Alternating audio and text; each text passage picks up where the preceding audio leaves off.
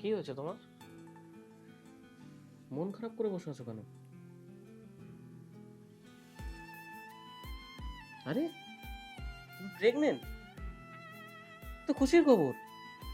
খুশির খবর মানে? তুমি জানো এখন আমি বাচ্চা নিলে আমার কেরিয়ার ফিগার সব নষ্ট হয়ে যাবে। একদিন না একদিন তো তোমাকে মা হতেই হবে। আর আগে হলে কি সমস্যা? তাছাড়া আমি তো সবসময় তোমার পাশে আছি। না, এখন আমি কোনো মতেই বাচ্চা নিতে পারবো না।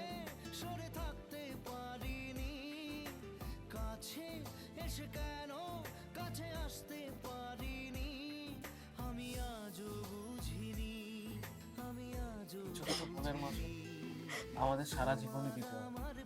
আর তাছাড়া তুমি যেটা করেছো সেটা শুধু ভুল নয়, সেটা একটা পাপ।